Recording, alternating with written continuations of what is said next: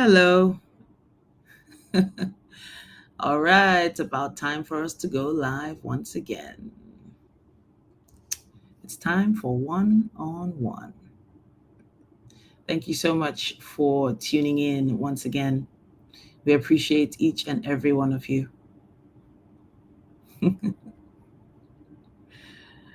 Okay.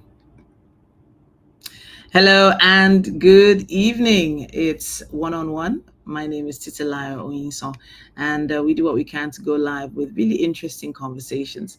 One on one today is going to be a really interesting one. In this episode, we dive into a captivating conversation with Mrs. Grace Oluwalola. She is the Chief People Officer at GFA Technologies, and she's also a force in human capital development and technology.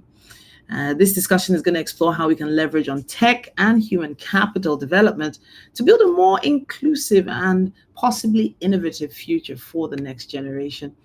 And at this point, we are going to hopefully inspire you with this conversation. The conversations we have are with leaders, change makers, visionaries in various industries. And diving into this particular topic is really important to us. Why? Because the rapid advancement of technology is reshaping the world of work, the world of talent management.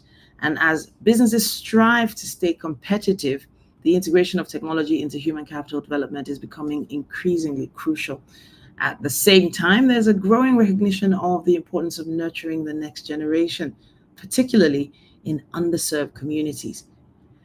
Grace Oluwalola's work is at the forefront of a movement that seeks to combine the power of technology with a human-centered approach to talent management. By focusing on empowering young girls, promoting inclusion, she's helping to create pathways for future leaders in the tech industry and beyond. And today we're going to try and explore that intersection between technology and human capital and youth empowerment. All right, let me welcome Grace Oluwalola. Welcome to One on One.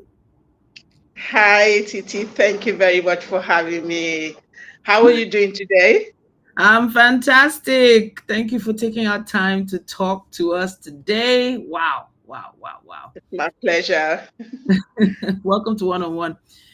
Honestly, there's so many things we need to talk about, but I think we should just start with an overview of the topic. So let's define what human capital actually represents today, or let's say human capital development in today's world. What does it really mean? Thank you very much, Titi, for having me. I think the best way to answer that question is to break it down. Human capital. And then, for every business, you talk about the capital. So people go into a business and they're saying, oh, I don't have capital. That's why I am not doing business yet. Well, and when people talk about capital, the first thing that comes to mind is the money. But it's been proven, and I'm one of the people that believes that the highest capital a business needs is the people. So when you talk about human capital, it is human asset. It is the fact that no matter how rich a business is, no matter how much profit or how much investment they have, no matter who is financing them or who is not financing them.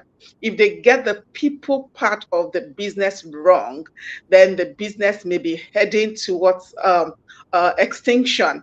So your secretary, your PA, your manager, your salespeople, your marketers, everyone coming together to put their hands together to do the work is what makes the business to grow. Now, when we talk about technology, technology helps to, I think technology has come to make our lives easier. So I'll give you an example. Prior to this time, everywhere I've worked, we'll have to file employee things in hard copy. I remember then it used to be the metal doors, metal cabinets. You have to put it there, you have to lock it and everything. But today we don't do that anymore. Like technology has made life easier. So it's stored in the cloud. Nobody gets to it except for anyone that has access. So technology and human capital. And it's been established that we've gone tech, everyone. Anyone that is not in tech now is being left behind, because even mm, talking to you, Titi, is because it's tech. Tech has enabled this discussion. So mm, human capital and tech has come to have this handshake. And it's high time anyone who's doing business, anyone who's going to do business, and for those of us who are actually employees, it's high time we realize that we are the best thing that's happened to any company where we're working.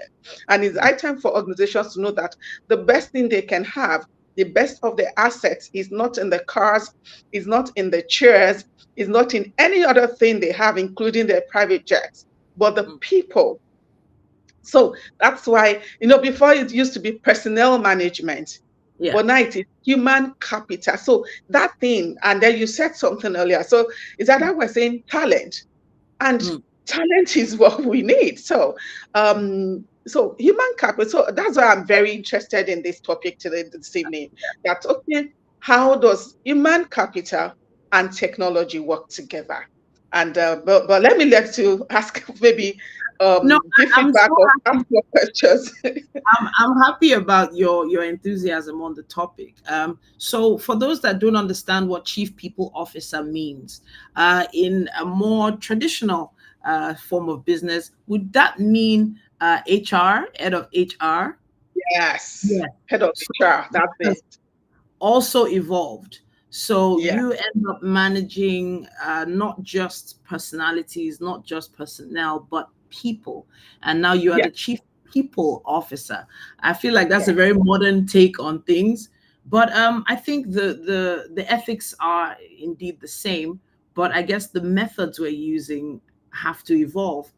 So let's talk about the roles that technology is playing, rather, in shaping and enhancing the development of these talents, of these people that we're working with. Because it's one thing for us to have a very modern form of Excel sheet or a nice software on our laptops to help know how many people resume today at work.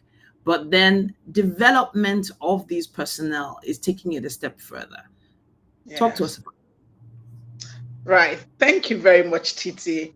You see, when you talk about the advent, and I'm going to narrow it down to Nigeria, which is where I work currently. So, oh, it looks cliche where you say chief people officer, but the thing is, it's not just to manage the people, and it's no longer okay. I remember my first meeting with my employers when I joined GFA Technologies. I was clear. I am not your firing manager. I'm your people manager. And so my job is beyond just hire people and then fire them when they don't comply. It is managing their mental health, managing the physical health, managing their emotions, managing their productivity, and ensuring a work-life balance in a way that I can try. So I am the one responsible for managing culture. So having to manage all that, that talks about the end-to-end, the total package, the total human being, the total personnel, the total talent. So when a person joins a company, whether or not they will stay there, is not just because of how much they're earning, it's about what is in it for me as per my personal life. Does this organization value their employees? Does this organization think that there's a future?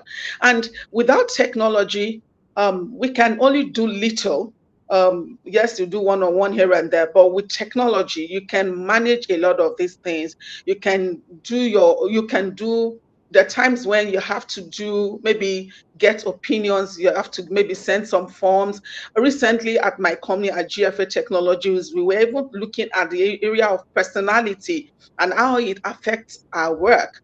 And it's leveraging technology. So from the place of recruitment, for example, we don't do traditional recruitment anymore. Yes, I still use LinkedIn, which has been very helpful for most of my recruitment. So you're doing that. I'm doing everything on LinkedIn, for example, doing my meetings there, through to the offering, giving the offer, and not just giving the offer. If it's even like the whole management and everything. So technology helps to, so I'm using, I don't want to mention some packages here. I'm using like Asana to manage my day-to-day activities in the office. I'm using project management softwares to manage different projects, because I'm not only doing working with people just to make sure they're fine. I'm also helping with so many of the projects around the organization, because I have this understanding that, okay, if we are going to have the people, how do I support them very well if I don't have understanding of what they're doing? So I am managing the OKR, I'm managing the different projects.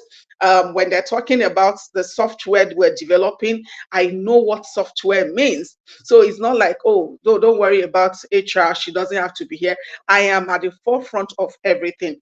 And then I hear what the customer is saying. I'm bringing them back, even though my internal customers are there already that I'm talking to. So um, GFA Technologies is a software development company, and our own kind of service, we actually servicing different organizations, startups mostly, because why we are in business is to help businesses to go, to scale, and to tell their stories. So we're doing all this, and I am also responsible for helping some of the startups within the network, within the ecosystem, to even get their talents right. A couple of times I've had to deliver, maybe like speak at different functions that has to do with the ecosystem, talking about accountability, ethics and in recruitment and managing people, ethics in everything, because um, it's about making sure that business is scale. Okay, You want me to stop? I'm gonna pause you here.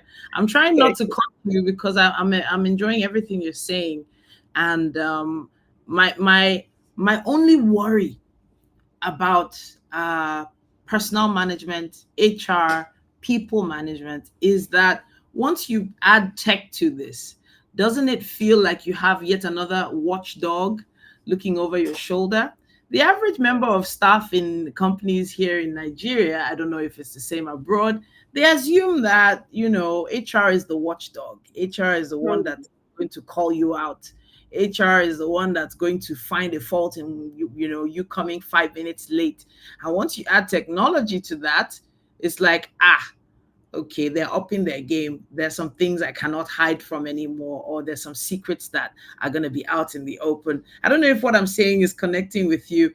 People I still get have that. major anxiety about HR and people management. So let's talk about some of those challenges now. How integrating tech might cause more anxiety than trust. Hmm. Right. They call them, okay, we call it HR. So when people, okay, it's a street language, HR instead of HR.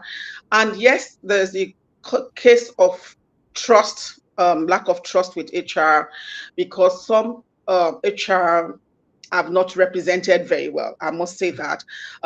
It's always, people say that HR snitches to management, and HR does. But at the end of the day, HR is in between the management and the people.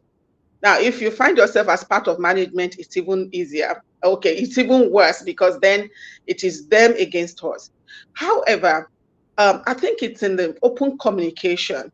So whatever technology interventions are being brought to maybe operations and everything, I think it's in managing the process of change within the organization, communicating why we're brief. For example, clocking system. Before that is implemented, that has to be communicated. This is not to be a watchdog. This is not for you to catch you doing the wrong thing. But we have a business to run. And because we are running a business, we have also to be disciplined. So one of the things that HR or people of managers is expected to do is to manage discipline and culture. So the thing is, by the time you are able to communicate very well and they know that there's openness, I think embracing change in the area of technology shouldn't be a problem. I am blessed to work in an organization that is a tech organization. So it's normal that we have all these things in place. But I've worked in organizations where the resistance was a lot, but with open communication and constant communication and making people to see the effects and the blessing, let me use the word blessing, that comes from technology. I think it was able to adopt some of the technologies. But where I am currently, being a software development company, and then we have a lot of Gen Zs, let me use that word. So, and Gen Zs naturally tend to embrace technology. So it's easier to manage. And then because you're working with people who are either they're developing the software or they're doing this, they're doing that. So communicating it and managing it has not been a problem. But I am aware that some other organizations, they may have such issues. People Mm, feeling, oh, HR, like we call them, bringing these things to which on to us. I think it's just for people managers mm. and talent managers to maintain open communications and then Okay. let them be real.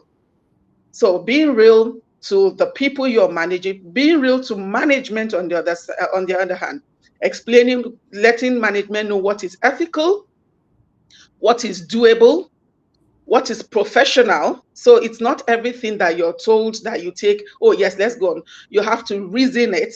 You reason together. What does the law say about this? Can we? It's just like someone said, the management saying, let's put camera in the bathroom. That Mm, can never be ethical. So, okay. but they might not know. It's your responsibility to say yes, but that is people's privacy. We cannot. The best we can do is to put close to the door leading to the place, but not in there. But if nobody is saying it, that will happen, and then that can lead to litigation. So I So think it's open communication for me. I'm going to take us back to when you mentioned the Gen Zs just now, Hmm. because our topic, if you remember, is empowering the next generation. And now Gen Zs are of employable age now. They are entering the workforce. They've been entering the workforce for about maybe five years now, if not Yeah, more. And they are indeed the future managers, the future personnel managers, the future heads of departments. In fact, a lot of them, more than in any other generation, are running their own departments now. yes. Meaning, Even a at lot GFA Technologies, yes. yeah, Gen Zs are running departments, running teams, which is something that would never have happened earlier on based Yeah. on age group. You have some Gen Zs managing people that are twice their age. Now, where does technology come in to play here? How do we address that challenge, especially with the way people management has evolved over the years? Okay, I want to say one of the things that enable Gen Zs to be managers is actually technology. That's the first thing. And for Nigeria, from the time of pandemic, we reshaped our lives and things changed. Now we do remote work. I'm working from home today. So I don't have to be in the office to work. I have colleagues all over the world, and then we're working, we're in meetings and everything. And then talking about the next generation, the thing is, I'm in my 50s, they are in their 20s, and tell you their brains work better than mine, and they are very, very versatile, and because they're versatile, they have the opportunities. And for us at GFA Technologies, we give a lot of opportunities. Just prove yourself, and then you get the opportunity. One of the things we're doing currently, so in English Premiership, there's a particular team, one of the red teams. I'm not going to mention the name here. That we're copying the model for talent development. So this particular team, I'm sure you know, they catch them young, so they have the system where they bring in players from when they're young, and then they train them, they groom them, and they become very good part of the system, and then they help them to win all the cups. They've not been winning a lot anyway, but at least when you talk about English Premiership, is one of the top three today, and they've been doing this for a long time.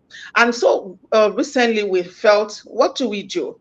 Let's start bringing in interns and coppers. And we've done that successfully for 2 years now. We bring in coppers and interns. So we have different partnerships with different training organizations. So we have with one of a major one that is actually funded by World Bank. We have a partnership with them, and we've had to absorb some of these interns.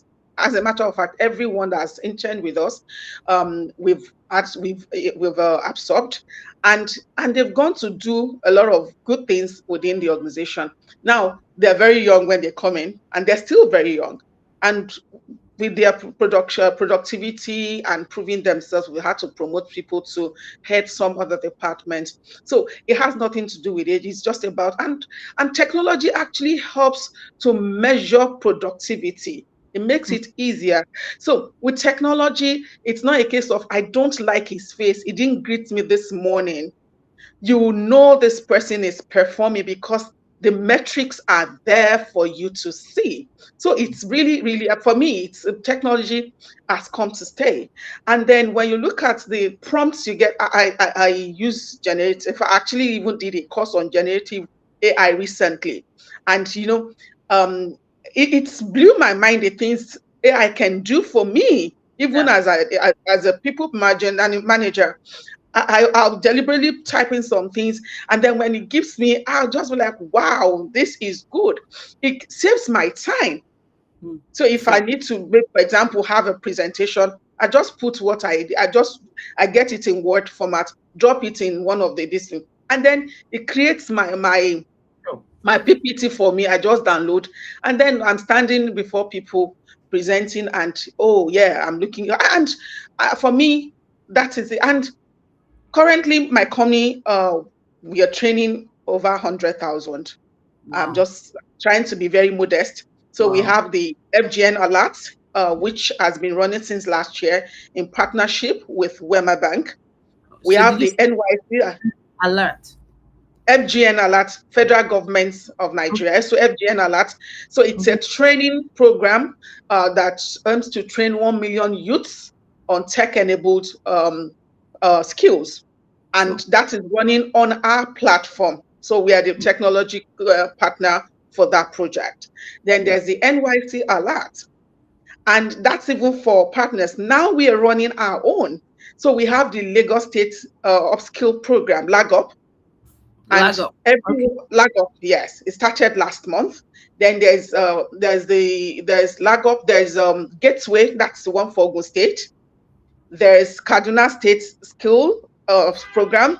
There's Salt City, that's Salt City is what was the state now?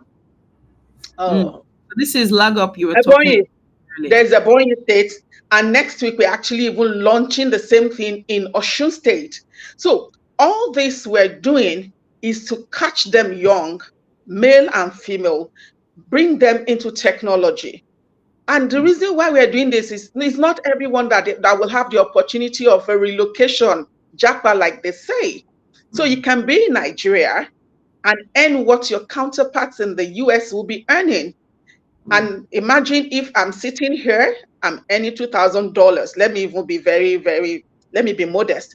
I'm earning $2,000 in Nigeria. So for a person who is earning $2,000 in US, I am actually richer because I pay my rent once in a year. Um, my bills are not as much, even though we shout, oh, NEPA is too high and everything. It's not as much as what a person will pay in the US. So at the end of the day, my $2,000 in Nigeria is worth much more than the $2,000 for someone who's living in the US. So these are the kind of opportunities we're Mm. trying to create. And how we are doing it is to create the Friends learning platform. Last month, there was Global Tech Africa.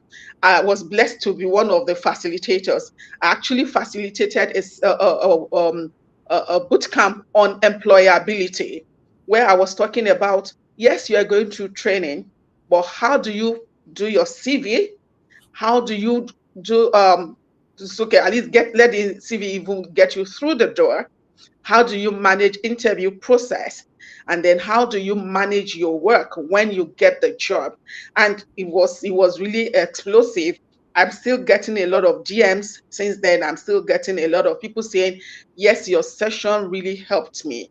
And well, I'm mentoring some people also based on that. So it's about creating the opportunity and hand holding people, mentoring them to be able to have the opportunity and to be able to use it very well. I hope that answers your question. Yes, it does. Thank you. And the projects you've been working on are some amazing projects. I'm talking about what you're working on at GFA. You Thank you. mentioned three very interesting ones. You mentioned the FGN Alert, Skill Novation. Then you also Yes, mentioned Lag Up, which was quite yes, publicized, not popular, yes, publicized. yes. But I believe that one is closed now. It closed in July. You mentioned Global Tech No, that's Africa. just it. The learning is ongoing now for Yes, cohort one. but So application. people can still register for cohort two. Oh, fantastic. So if Yeah, you we're going missed, to 1 million. We don't have 1 million yet. wow, wow. Okay, all right, fantastic. So lag up if you'd like to still apply for that. Cohort 2 is still open. Just visit their website or just search for lag up. Now, talk Global Tech Africa Conference was also in July, and there were so many things that were showcased during that particular event. I know that our team here at our team, the team I work for during the day, I'm talking about TVC's team, we also Yeah. got involved in that as well. But I have to say thank you to you for talking to us about this. I wanted to touch a bit on mental health now, because that is a Mhm. term that is being used or thrown around loosely without a lot of context for a lot of business owners, startup owners, uh, organizations to understand or actually take note of.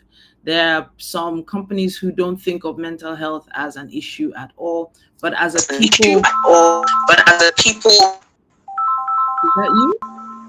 I think that that's you. you, I think that's you. Yes.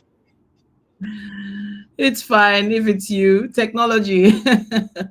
So I know that you, as a chief people Yes. officer, you have to manage people's emotions in some cases as well. So, mental health awareness in the Yeah. workplace, managing emotions, and technology. How does this all come into the mix? I think first of all is the awareness that there's something called mental health. Um, for me, I think my God just ordered my steps. Let me use that word. I believe in God because I started as a counselor. So I had my first degree in counseling, and then I was interested in psychology, and then along the line I started working in customer service. But I've always worked with people. So when they talk about mental health in the workplace, it is real, and and it must be managed. Sometimes it does not show. And when we hear of people committing suicide today, the most times you find them, people will say, oh, but this person was at a party last week, this person was that. I think it's being able to understand.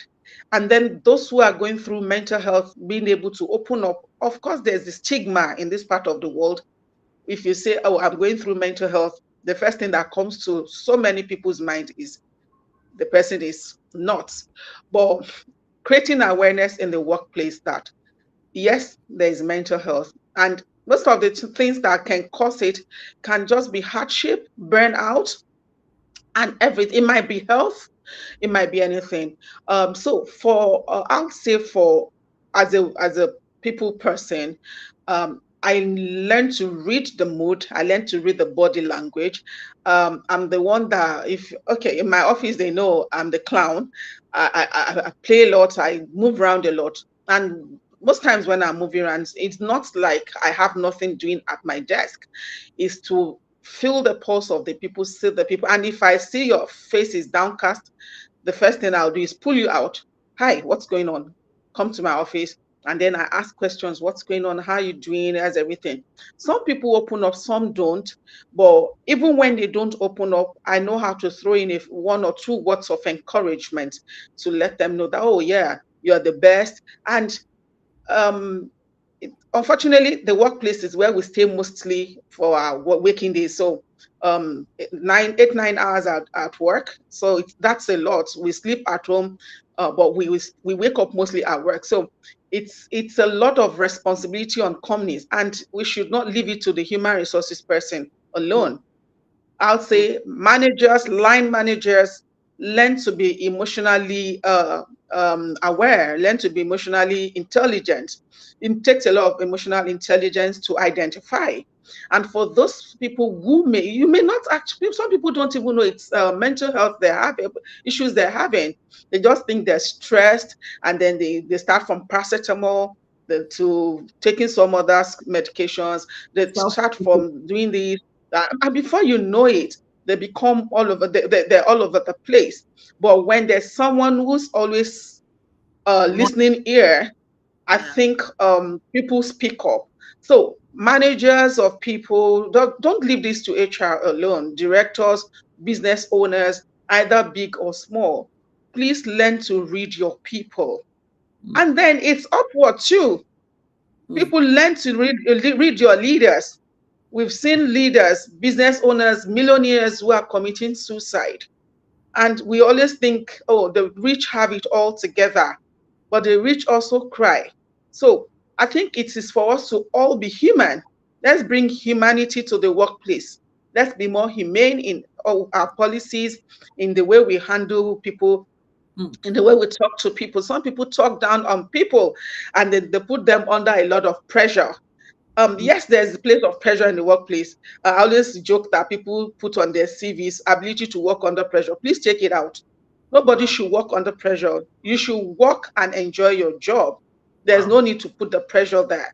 So I when it think becomes pressure, there's pressure, then that's even a problem. That's a concern. So yeah, so I'm going to I tweet think that one. I'm going to tweet that one. Don't put ability to work under pressure on your CV anymore because you're no, no, working that's not under. a skill. It's not a skill. I just want It's not a some skill. final thoughts from you before we wrap it up. Where do you envision the future of human capital development now, especially with all the advancements in technology that we have on ground? And what is your team working on? Right. The future of human capital is bright. AI is not going to take our jobs. That one I can be sure. AI will only take the jobs of uh, human resources people that are not upskilling. So human resources people upskill, get more skill, learn AI. Currently, okay. I just completed a session on project management. I will have my graduation on Saturday. You are invited. And why am I doing this? Is because I want to continue to be relevant. So be relevant as human resources people and other people. If even if you're not if you're not a tech, even if you don't work in a tech organization or your role is not actually a tech role, please learn a tech skill, no matter how little, because that will give you a better opportunity where you are or where you're going. Because you don't want to be 50 and you're reporting to a 22-year-old person. An average Nigerian will kick against that, but that is the reality. Whoever is performing or whoever has the skill will be the boss. And then for people who are coming, please try and be skilled up, reskill, learn different skills, and you may have read anything, Yoruba, anything in university. You may have studied anything, but don't let that be the last you can be. It can be anything. You can pivot into any career path, but don't do it because that is what is bringing in the money. Don't do Mm. it because that is what is selling. I think a lot of people go into different career path because of money. But think about the long run, the 10 years, the 20 years from now on, if that skill would still be very relevant. There used to be a time when we had typists. I don't think there's anything like that today. Yeah. Nobody uses typewriter anymore. Most executives don't even use secretaries anymore because you can do everything you need to do, except for maybe you need even scheduling your meetings. So make yourself get skills and get skilled, reskill, upskill, and make yourself relevant so that even if all the AI things, all anything, all the machine learning and everything happens, and it's taking people's job, your own job will be secured. And to youths, please don't give up, don't give in. You may not have it all together today, but when you keep at it and you keep learning, a learner is a leader, and you will get to the place of leadership very soon. If you find yourself in a toxic environment where you're not growing, dust your CV. I can assure you, dust your CV. There's a company and there's a role with your name on it. That would be my final part. Thank you so, so much, Grace, for talking to us. And if you're just tuning in, you've been watching or listening to One on One with Titi Oyinsan. That's my name. We've been talking with Grace Oluwalola, and she's been giving us some insights into her work in terms of empowering the next generation and integrating technology and human capital development, hopefully for a better future, especially in the workplace. There's so much happening out there that a lot of people are not talking about, and hopefully with personalities like yourself, we'll be able to get the message out there. Okay, then I have to say I'll be connecting with you on LinkedIn to see if we can continue this conversation. I know some people have questions, comments, contributions. Please use the comment section on whatever platform you're listening or viewing us from. And of course, we will do what we can to get back to you. If you would like to be on the next episode of One on One, it's very easy. All you have to do is send us an email. That's Dynamite Podcast Network at gmail.com. Dynamite Podcast Network at gmail.com. Thank you so much once again for joining us, ma'am. Thank you very much for having me. It's been nice chatting, speaking with you. Please connect with us on your next set of projects so that we're aware and we can spread the word. There are a lot of people that are Certainly just will do that. looking for that insight and those updates. Thank you. We'll do that. Have a Thank great you. day. You And of course, that's how we wrap it up our one on one for today. It's just really one of those topics that I feel hasn't had enough attention online. And with the rapid advancement of technology, it's changing everything. The world of work, talent management, businesses are doing what they can to stay competitive right now. They're obviously trying to integrate technology with this new generation being a lot more advanced in the new tech than the older generation. It's a very interesting balance we have to find. Hopefully conversations like this can give us a bit more insight and help us in our different unique environments. All right, then I'll be wrapping it up now. Once again, my name is Titilayo Oyinsan. Thanks for joining us.